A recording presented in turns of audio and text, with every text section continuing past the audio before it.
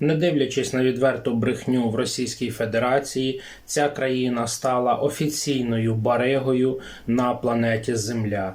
Нагадуємо, барига – це торговець краденим. Росія на окупованих територіях України забирає наше зерно та продає його іншим країнам, а міжнародна лошадь Лавров розказує, начебто вони нічого не крадуть. Хоча тепер навіть Туреччина визнала, що таке судно з зерном приходило в їх порт. В свою чергу МЗС України звернулось до турецького посла з офіційною вимогою надати пояснення, чому Туреччина дозволила країні баригу не тільки перебувати у своєму порту, а й вивезти звідти зерно. Хоча перед цим Туреччина отримувала відповідні документи про негайний арешт цього судна. Отже, кожного дня сатанінська федерація Раша доводить, що вона дійсно служить дияволу, а Путлер являється антихристом. Також цікаві речі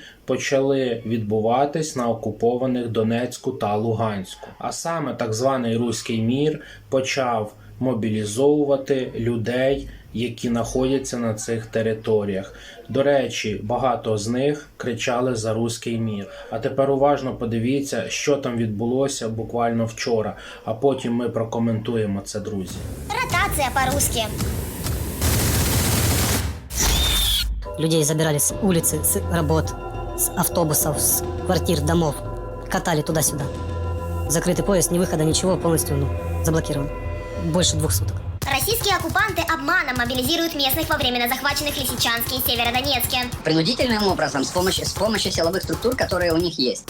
Идут на все, чтобы провести мобилизацию, ведь по собственному желанию умирать за Россию никто не собирается. В составе войск во втором эшелоне идет Росгвардия. Это бойцы СОБР, бойцы ОМОНа, которые и производят отлов. Ну, в буквальном смысле этого слова. Они прочесывают местность и забирают всех мужчин в возрасте от 18 до 65. Креатива на такую мобилизацию в российской власти хоть отбавляй, используют любую возможность, чтобы вручить повестку. Как это происходит? Мужчину приглашают на работу, например, водоканал, а через несколько дней он вместо первых денег получает повестку. Его вызывает новая родина. Также проверяют любой угол, заходят во все дома, лишь бы найти как можно больше живой силы. Это, в принципе, выглядит как зачистка местности. Они же проходят, проверяют и дома, и подвалы. Встречая на улице людей, кто-то выходит сам, потому что не знает цели этой прочесывания. Недолгая была радость русскому миру луганчан, которые по собственной воле не эвакуировались. Отказаться от повестки практически нет возможности, ведь это Россия. Это делается в принудительном порядке, это делается под угрозой силы, и как бы, если человек оказывает сопротивление, его могут просто застрелить. Это уже не первый случай, когда Россия принуждает украинских граждан воевать друг с другом. Масштабы вот этой охоты на мужское население, они действительно очень велики. Еще в феврале власти так называемых ЛНР и ДНР заявили, что предприятия должны отправить в военкоматы 50% своих сотрудников, мужчин призывного возраста. Причем руководители этих предприятий, люди, не имеющие никакого отношения к вооруженным силам, должны были самостоятельно решить, кто подлежит мобилизации, а кто нет. Обычные работяги, дети, энергетики, заводчане. Мужчин забирали с работы, ломались в двери домов и просто отлавливали на улице. Видите, как уводит мужика бедного, и все смотрят ему вслед сочувствующим взглядом. Но в Херсоне мобилизировать принудительно пока боятся. В Херсоне идет в основном агитационная работа. Они видят настроение людей, они понимают, что этот регион проукраинский. И для того, чтобы не допустить ошибок, они, в плане того, что человек возьмет оружие и застрелит этих же командиров российских, имея, допустим, проукраинские настроения, или с автоматом сбежит в партизаны, или с автоматом, или перейдет на сторону вооруженных сил Украины в первом же боевом столкновении. А все потому, что позиция херсонцев ясна как никогда.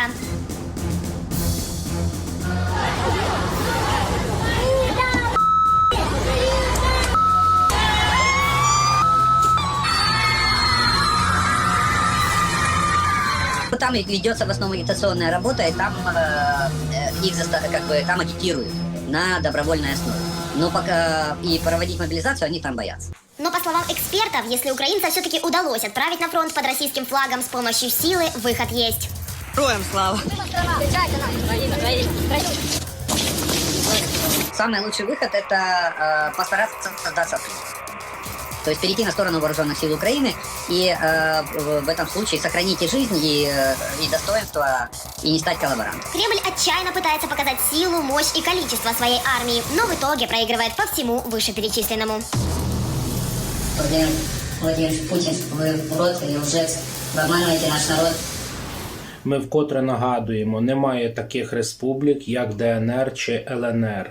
Є Донецька та Луганська область, і це потрібно розуміти. Те, що певні території незаконно окуповані, це зовсім інше питання. Але давайте разом подумаємо, чому, коли там проходили мітинги за так званий Руський мір, якщо більшість громадян України, а саме ті, які проживали в Донецьку та Луганську, були проти цього Руського міра, тоді не вийшли на мітинги і дозволили, щоб деяка кучка, як вони самі кажуть, оцих от сатаністів відібрали в Україні 2 області. Заявку на проведение митинга подали партия «Русский блок» на 12 часов и неизвестная группа граждан на неизвестное время.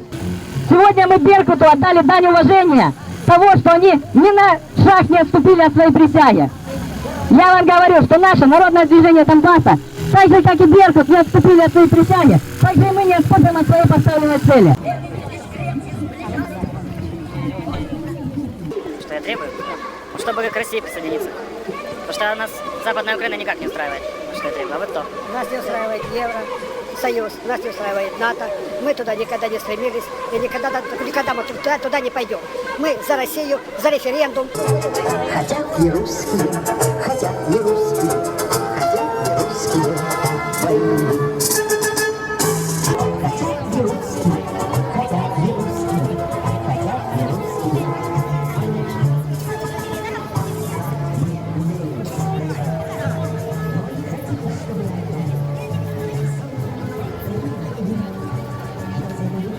Не верим громадскому ТВ.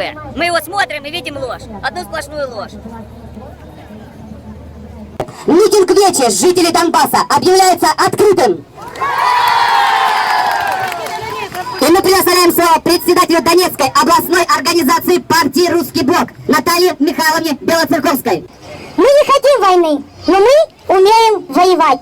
Нелегитимное правительство в отставку! Мы требуем главного баптиста страны, который не является представителем большинства нашей веры. Он не нашей христианской веры. Он даже не католик Западной Украины. Американский баптист сегодня сидит на 2 стульях. Янукович, Путину на колени! Янукович, Путину на колени! Янукович, Путину на колени! Да, он проворовался. Да. Но мы будем судить его. А не бандеровцы, которые уже ему предъявили столько статей уголовной ответственности. Хватит этого вам, хватит. Русский язык. Меня переучивать не нужно. Хватит этого. Еще дальше говорить или не нужно?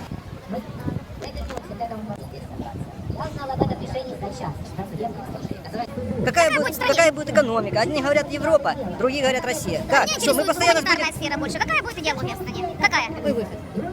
Какой выход? Федерализация. Федерализация. Иначе мы будем постоянно на грани войны, поверьте.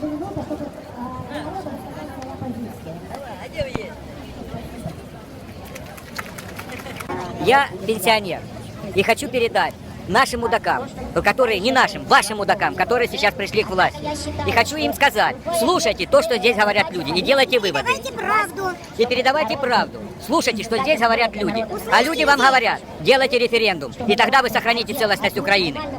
Чтобы каждая область имела не только экономическую, но и политическое право выбирать. Идете вы в Евросоюз, собирайте свои чемоданы, собирайте свою Западную Украину и идите туда, в Евросоюз. Мы не хотим туда идти. Пусть это нас слышат. И если они думают, что мы пойдем как стадо баранов у них на поводу, глубоко ошибаются.